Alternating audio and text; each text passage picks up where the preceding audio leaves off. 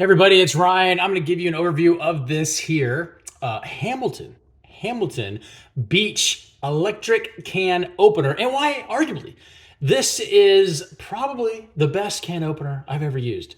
Check this out. So as you can see here, first thing, the can is now suspended. It is suspended there. Very simple design. And you might be thinking, what's so special about this can opener, right? Like one-handed? Oh yeah, one hand. Pretty amazing. Pretty amazing. But what's most important about this is check this out. When you unhook it and take it down, you might be thinking, what the heck? It's not open. Au contraire. What is that? Yes, those are means. But this is pretty cool. The edges are not sharp. Very, very nice. And then if you don't use it all, put it back in the fridge just like that. Very nice and neat. Close up there. That's how it works. Extremely easy to use.